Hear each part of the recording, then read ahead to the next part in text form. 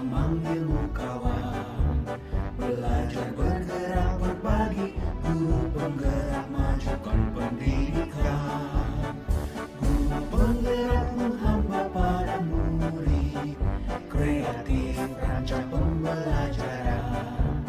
Hargai belajar bergerak berbagi untuk negeri, kita menjalin kolaborasi. Belajar bergerak berbagi untuk negeri, demi bakti untuk negeri, demi bakti pada Ibu Pertiwi.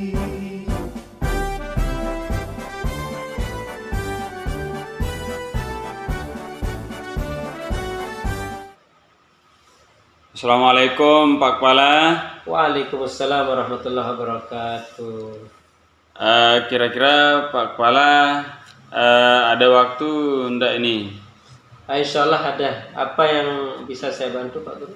Jadi begini Pak Kepala, mohon maaf, Tiang Fatul Hadi dari SMP 1 Batu Layar, CGP Angkatan ke-7 Kabupaten Lombok Barat. Jadi pada kesempatan ini Tiang mohon waktu Pak Kepala untuk mungkin bisa saya wawancarai terkait tugas calon guru penggerak ini, Pak Kepala. Jadi di sini nanti saya akan coba mewawancarai Pak Kepala tentang bagaimana Pak Kepala dalam mengambil keputusan yang mengandung nilai-nilai kebajikan. Ini yang akan masuk Tiang ke sini. Jadi apa Pak Kepala bersedia Tiang wawancara? Insyaallah bersedia Pak. Okay. Terima kasih atas waktunya Pak Kepala. Untuk itu supaya lebih mempersingkat waktu, jadi mohon Pak Kepala memperkenalkan diri sebentar, nggih. Jadi terima kasih telah mempercayai saya untuk diwawancarai Pak. Jadi nama saya Muhammad Nuruddin, SPDI. Saya Kepala SDN 1 Jati Sele, Kecamatan Gunung Sari, Kabupaten Lombok Barat, Pak.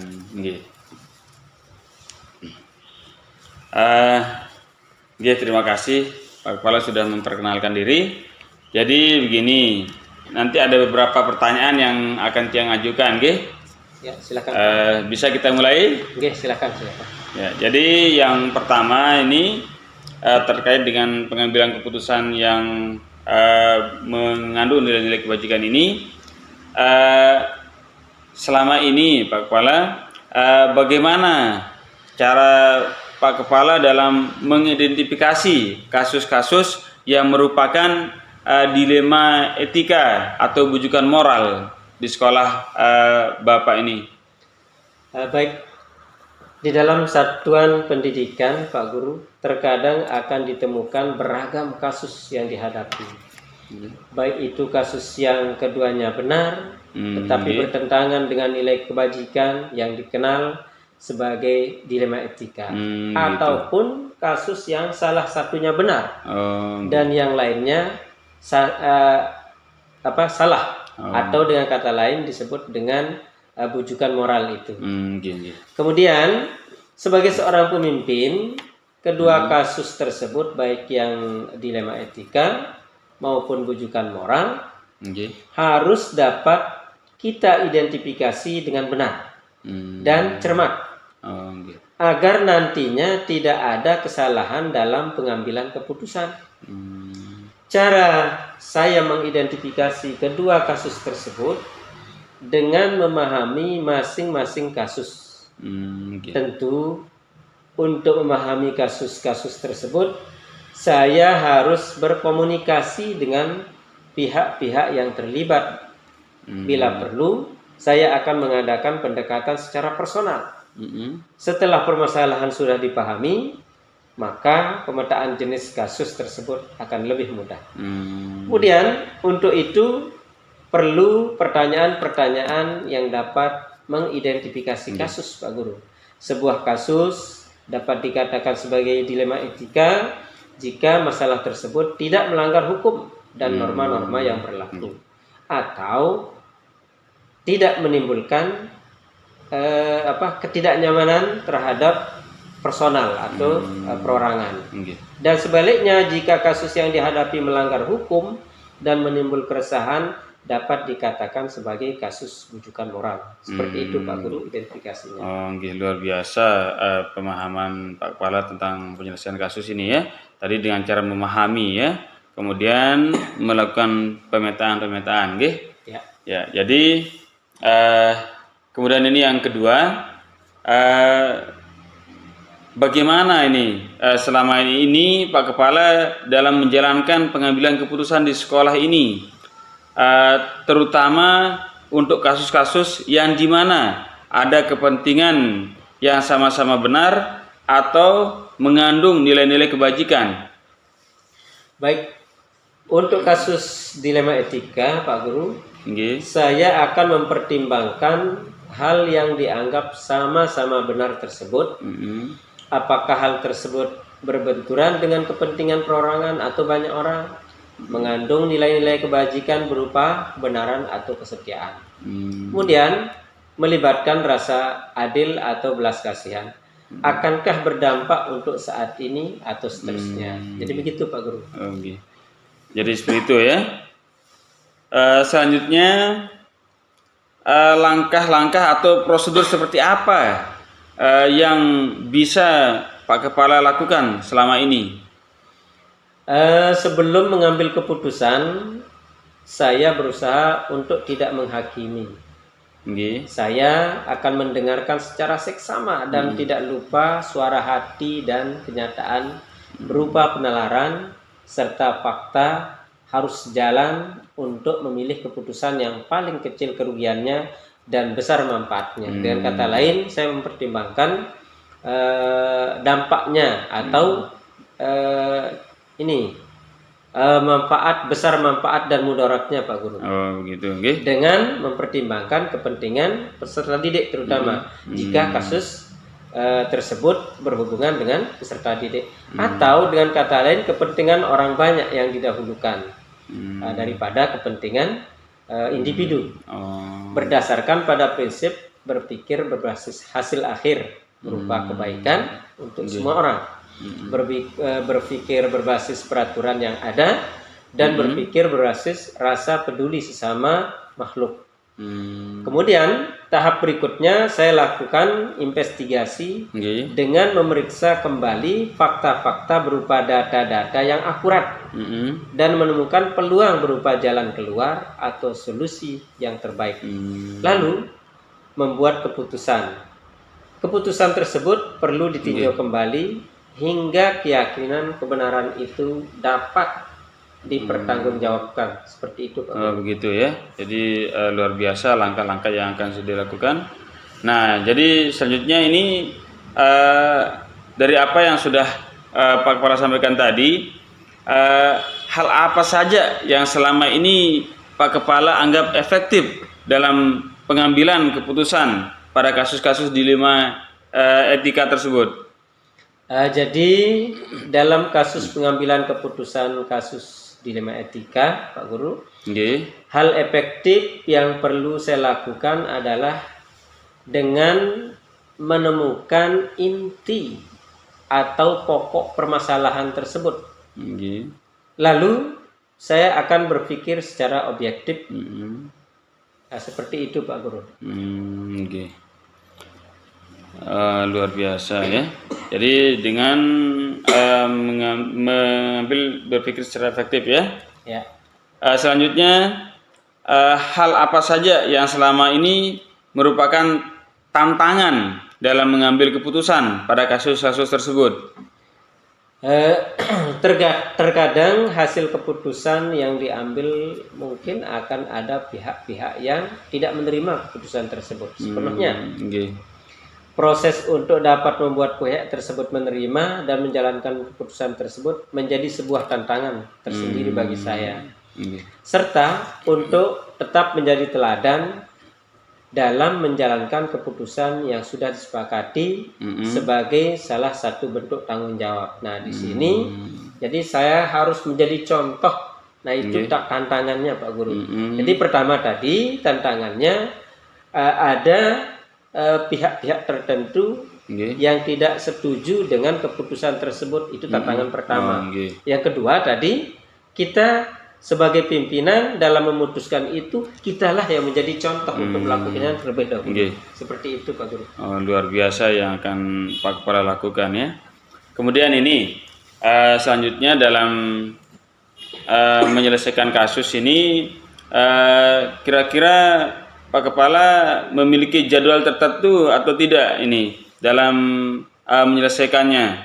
Apakah langsung diselesaikan di tempat pada saat itu atau memiliki jadwal untuk menyelesaikan kasus-kasus tersebut? Misalnya dengan cara prosedur tertentu atau yang lainnya, bisa Pak Kepala jelaskan? Baik, jadi dalam menyelesaikan kasus,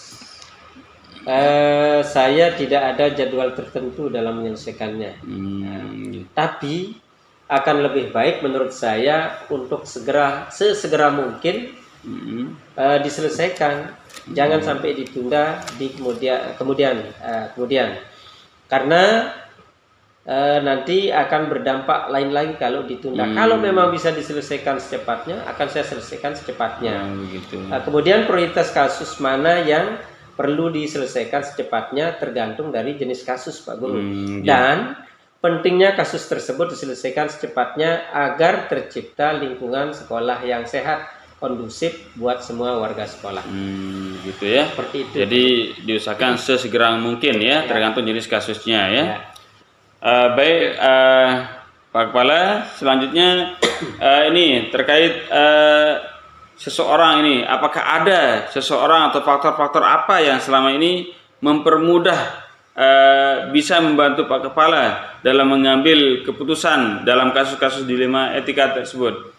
Baik, jadi sebagai makhluk sosial, kita manusia ini pastinya kita tidak bisa sendiri. Terlebih kita namanya manusia banyak kurangnya.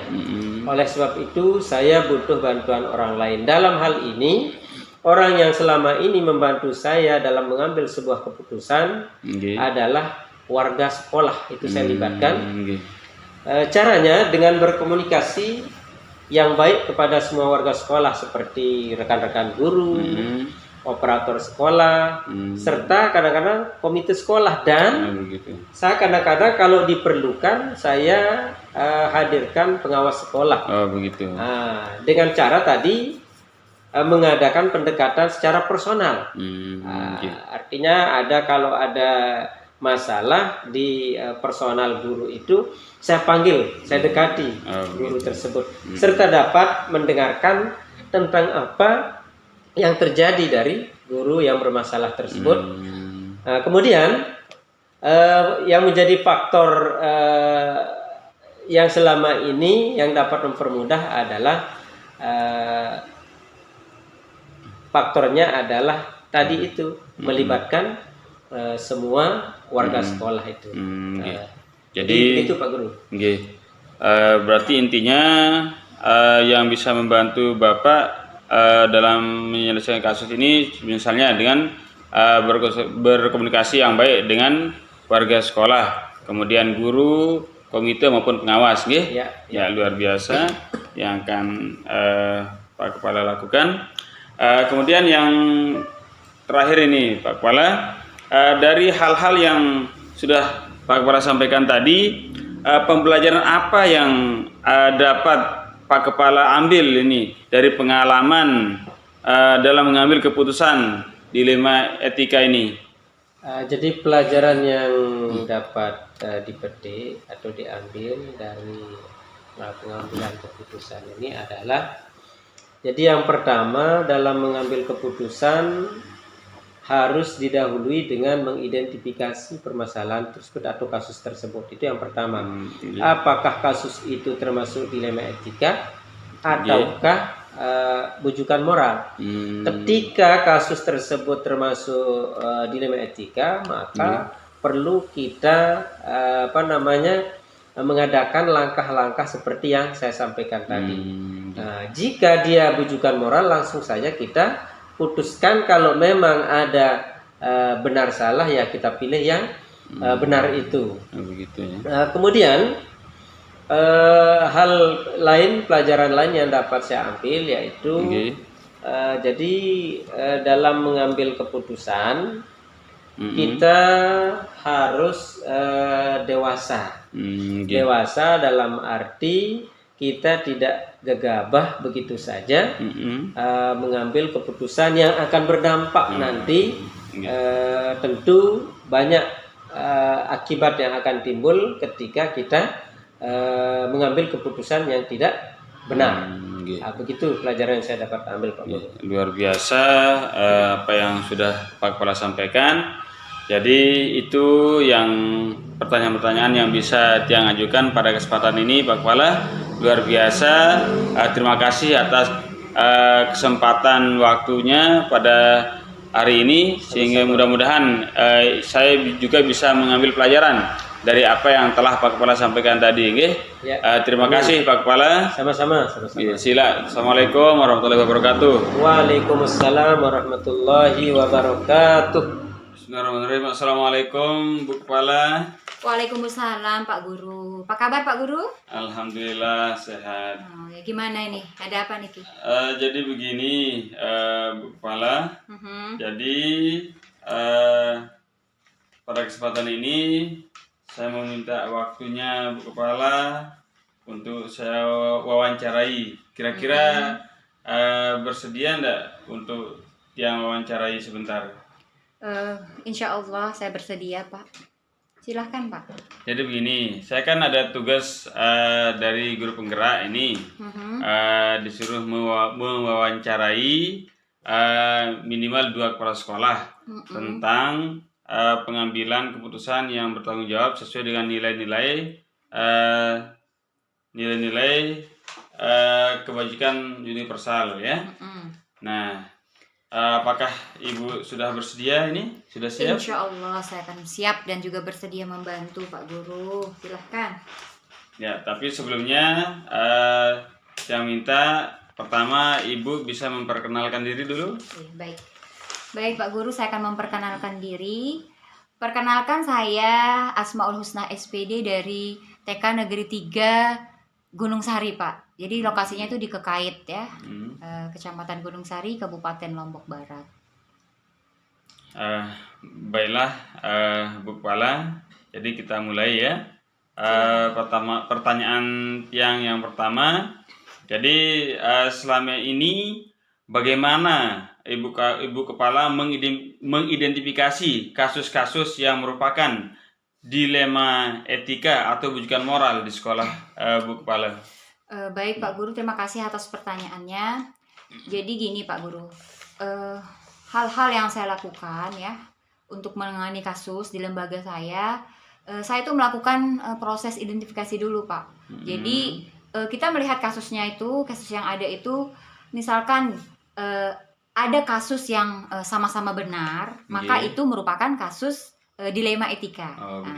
Jadi itu terkadang yang menjadi dilema kita sebagai seorang pemimpin Pak. Jadi kita itu dalam mengambil suatu keputusan itu kita melihat dulu kasusnya itu antara benar sama benar. Jadi itu dilemanya Pak ya.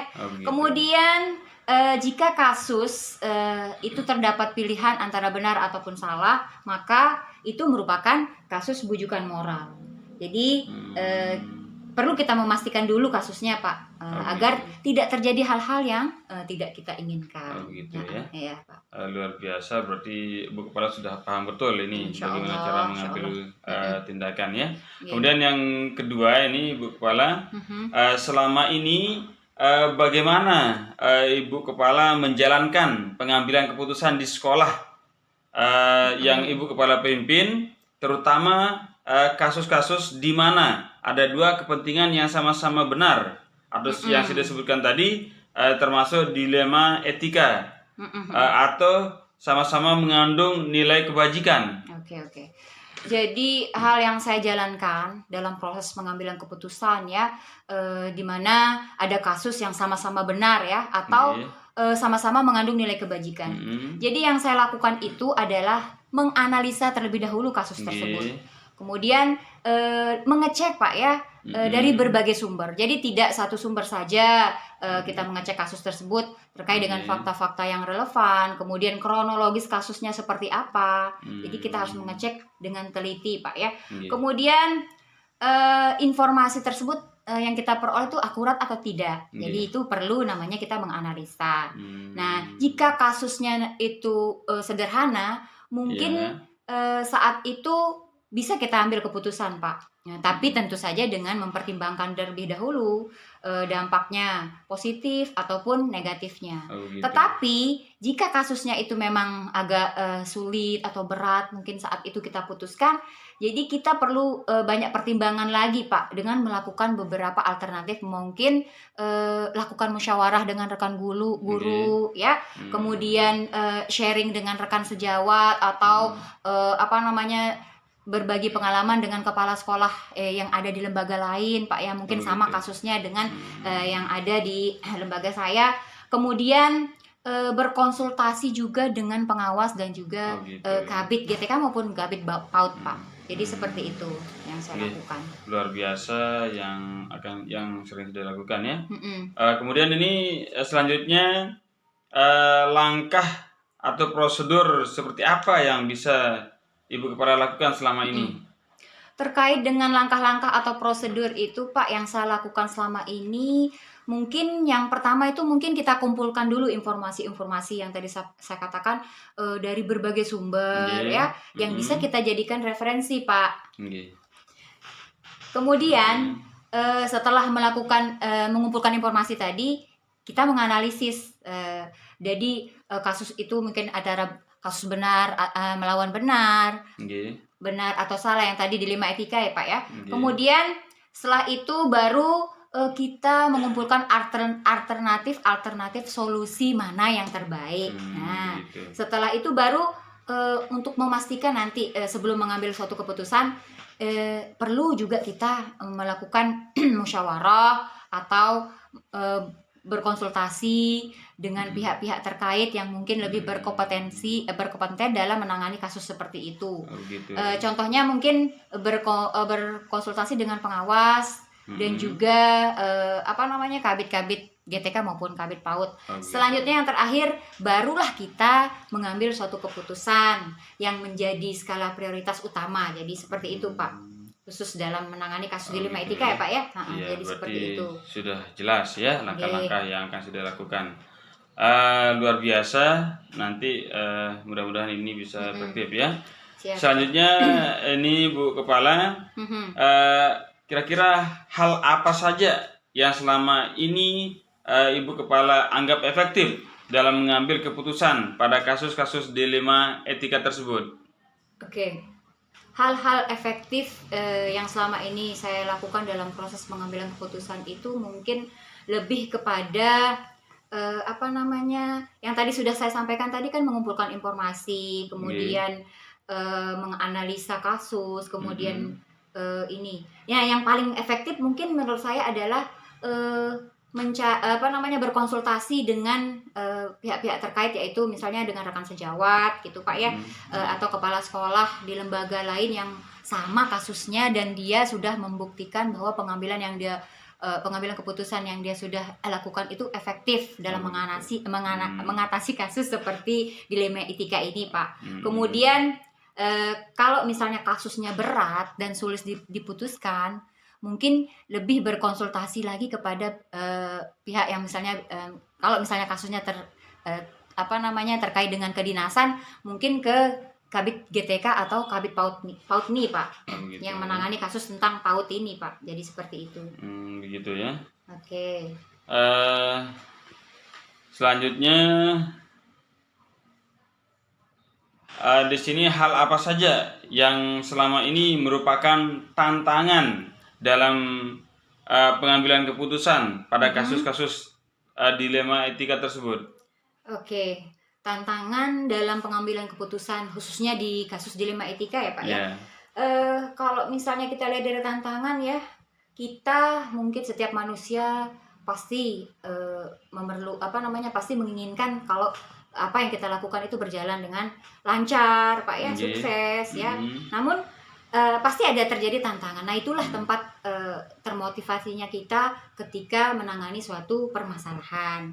Jadi, tantangan di sini kalau bagi saya sendiri adalah mungkin lebih kepada diri saya sendiri, Pak. Jadi, Oh, ketika gitu. saya mengambil suatu keputusan itu kadang bertentangan dengan hati nurani saya, Pak. Gitu. Jadi ada rasa kekhawatiran ketika saya Mm-mm. mengambil keputusan, nanti apakah nanti itu berdampak buruk bagi sekolah, kemudian keputusan yang saya ambil itu nanti akan menyakiti gitu beberapa pihak terkait. Jadi seperti itu, mungkin lebih kepada diri saya sendiri tantangan itu. Gitu, Pak. Begitu ya. Nggih. Ya, jadi luar biasa yang akan saya dilakukan ya. Selanjutnya ini berikutnya Ibu Kepala, apakah Ibu Kepala memiliki jadwal tertentu dalam sebuah penyelesaian kasus dilema etika tersebut?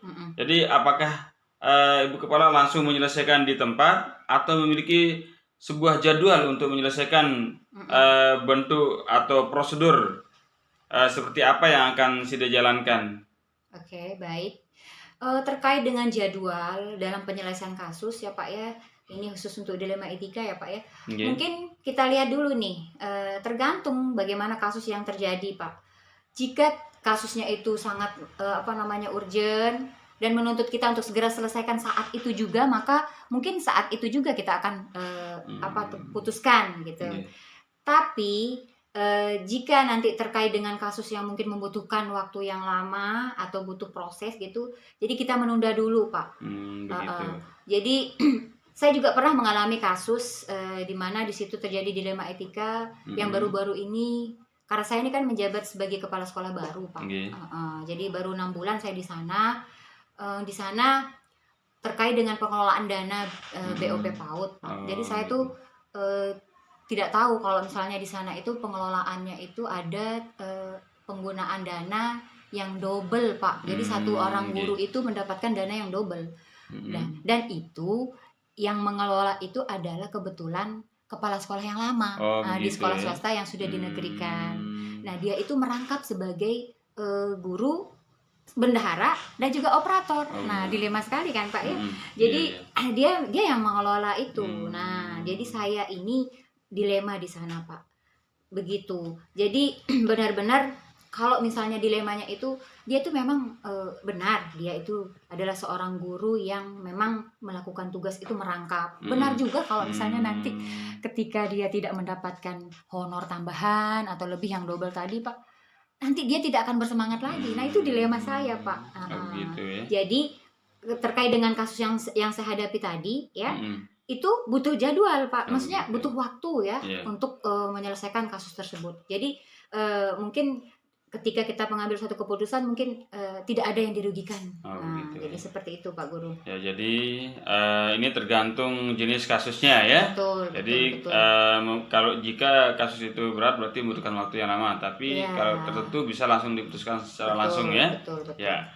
Kemudian selanjutnya ini Bu Kepala, kira-kira adakah seseorang atau faktor-faktor yang selama ini mempermudah atau membantu Ibu Kepala dalam mengambil keputusan dalam kasus-kasus dilema etika tersebut?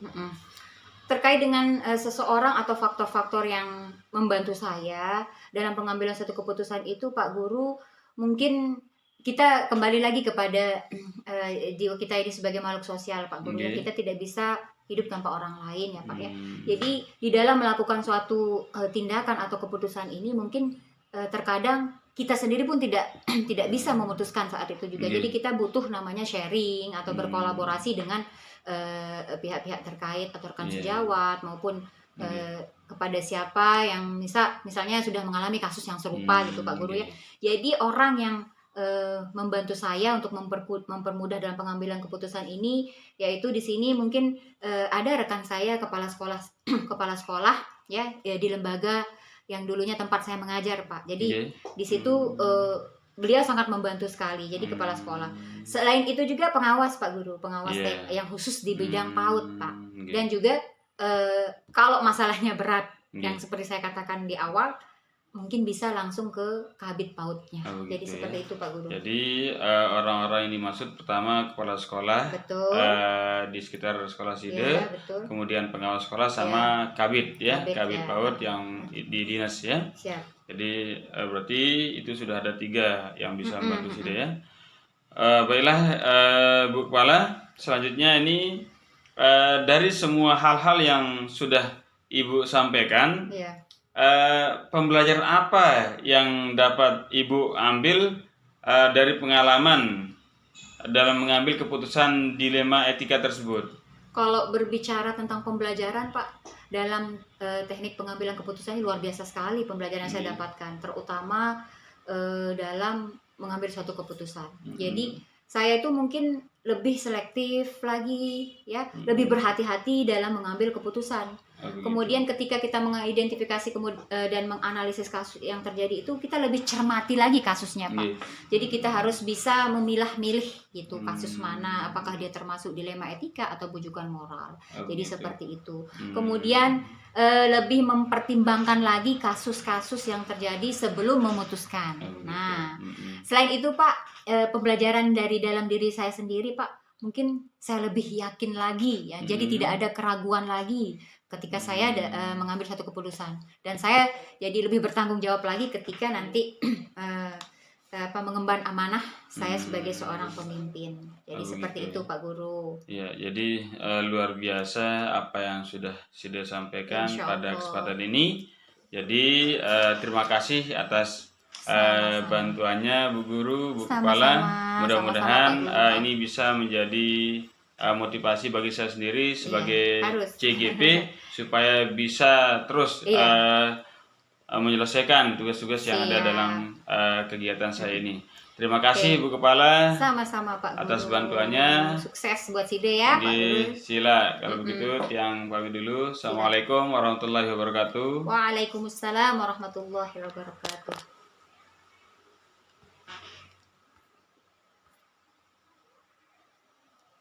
Untuk negeri demi bakti pada Ibu Pertiwi.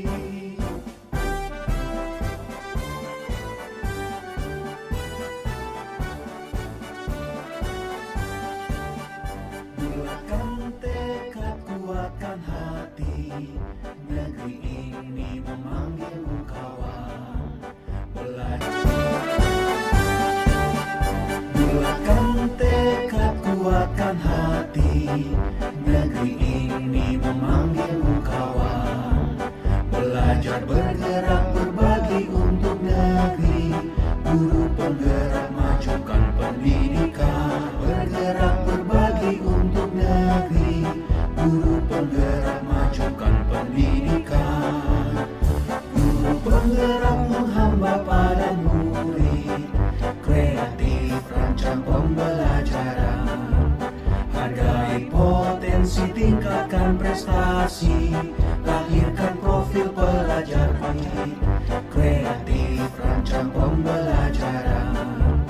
Hargai potensi, tingkatkan prestasi, lahirkan profil pelajar Pancasila. Belajar bergerak berbagi untuk negeri, kita menjalin kolaborasi. Belajar bergerak berbagi untuk negeri, kita menjalin kolaborasi.